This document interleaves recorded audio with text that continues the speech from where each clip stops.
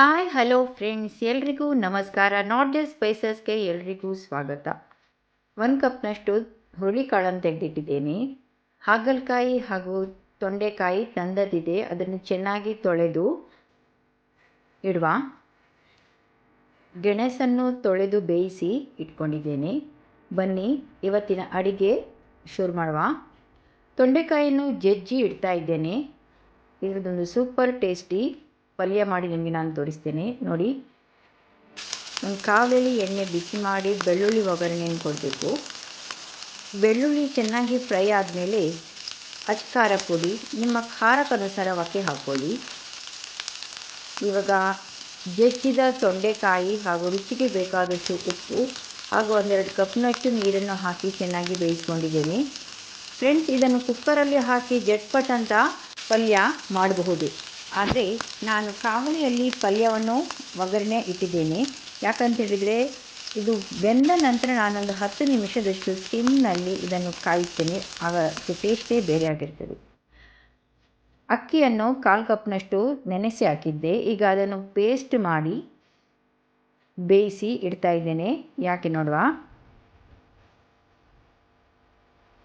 ಇಷ್ಟು ದಪ್ಪ ಆದ ಕೂಡಲೇ ಸ್ಟವ್ ಆಫ್ ಮಾಡಿಬಿಡ್ತೇನೆ. ಅರ್ಧ ತೆಂಗಿನಕಾಯಿ ರಸ ತೆಗೆದಿದ್ದೇನೆ. ಅದಕ್ಕೆ ಬೆಲ್ಲ ಕೂಡ ಹಾಕಿ ಒಂದು ಕಡೆ ಇಟ್ಟಿದ್ದೇನೆ ನಾನು. ಇವಾಗ ಇದನ್ನು ಅದಕ್ಕೆ ಬೆರೆಸುವ. ಫ್ರೆಂಡ್ಸ್, ನಾನು ಗೆಣಸಿನ ಪಾಯಸ ಮಾಡ್ತಾಯಿದ್ದೇನೆ. ಗೆಣಸನ್ನು ಬೇಯಿಸಿ ಇಟ್ಟಿದ್ದೇನೆ ನೋಡಿ. ಈಗ ತೆಂಗಿನಕಾಯಿ ರಸಕ್ಕೆ ಬೆಲ್ಲ ಹಾಕಿ ಬೆಲ್ಲವನ್ನು ಕರಗಿಸ್ತಾ ಇದ್ದೇನೆ. ಬೆಲ್ಲ ಕರಗ್ತಾ ಬಂದು ಇವಾಗ ಬೇಯಿಸಿದ ಗೆಣಸು ಕೂಡ ಹಾಕುವ.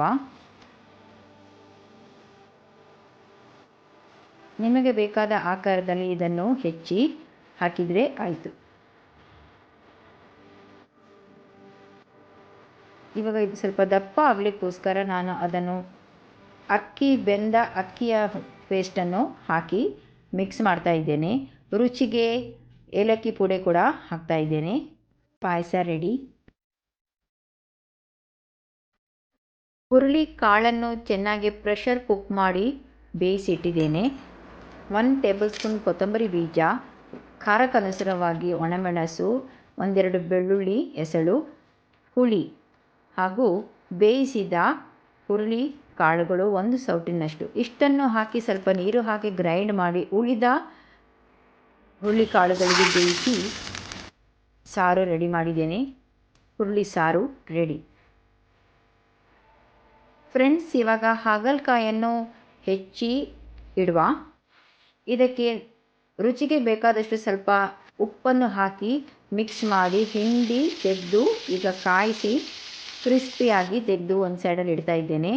ಇದರದ್ದು ಕೋಸಂಬರಿ ಮಾಡುವ. ಕೋಸಂಬರಿಗೆ ಒಂದು ನೀರುಳ್ಳಿಯನ್ನು ಹೆಚ್ಚಿಟ್ಟಿದ್ದೇನೆ, ಸ್ವಲ್ಪ ಕಾಯಿ ತುರಿ ಹಾಗೂ ಫ್ರೈ ಮಾಡಿದ ಹಾಗಲಕಾಯಿ ಇಷ್ಟನ್ನು ಬೆರೆಸಿದರೆ ಜಟ್ಪಟ್ ಕೋಸಂಬರಿ ರೆಡಿ. ಇದನ್ನು ಇನ್ನೊಂದು ವಿಧಾನದಲ್ಲಿ ಕೂಡ ಮಾಡಬಹುದು. ಇದಕ್ಕೆ ಖಾರಕ್ಕನುಸಾರವಾಗಿ ಒಣಮೆಣಸು, ಸ್ವಲ್ಪ ತುರಿ, 1 ಟೇಬಲ್ ಸ್ಪೂನಷ್ಟು ಕೊತ್ತಂಬರಿ ಬೀಜ, ಹುಳಿ ಇಷ್ಟನ್ನು ಹಾಕಿ ಪುಡಿ ಮಾಡಿ ಇಟ್ಕೊಳ್ಳುವ. ಇವಾಗ ಇದಕ್ಕೆ ನಾನು 1 ಹಸಿಮೆಣಸನ್ನು ಹೆಚ್ಚಿ ಹಾಕಿದ್ದೇನೆ ಹಾಗೂ ಕೊತ್ತಂಬರಿ ಸೊಪ್ಪನ್ನು ಕೂಡ ಹೆಚ್ಚಿ ಹಾಕುವ.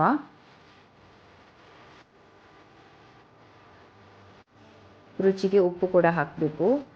1 ಈರುಳ್ಳಿಯನ್ನು ಸಣ್ಣಗೆ ಹೆಚ್ಚಿ ಹಾಕುವ. ಎಲ್ಲ ಬೆರೆಸಿದ ನಂತರ ಕರಿದ ಹಾಗಲಕಾಯಿ ತುಂಡುಗಳು. ತುಂಬ ರುಚಿ ಆಗ್ತದೆ ಇದು ಕೂಡ. ಒಮ್ಮೆ ಟ್ರೈ ಮಾಡಿ ಫ್ರೆಂಡ್ಸ್. ಇವಾಗ ಅನ್ನ ರೆಡಿಯಾಗಿದೆ ನೋಡುವ. ಅನ್ನ ಕೂಡ ರೆಡಿಯಾಗಿರಬೇಕು. ಇವತ್ತಿನ ಮೆನು ಹೇಗೆ ಆಗಿದೆ ಎಂಬುದಾಗಿ ಕಮೆಂಟ್ ಮಾಡಿ ಹೇಳಿ. ಒಮ್ಮೆ ಟ್ರೈ ಮಾಡಿ ಹಾಗೂ ರೆಸಿಪೀಸನ್ನು ಶೇರ್ ಮಾಡಲು ಮಾತ್ರ ಮರೆಯದಿರಿ.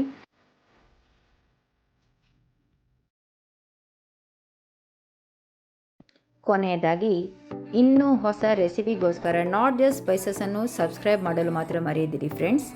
ವಂದನೆಗಳು.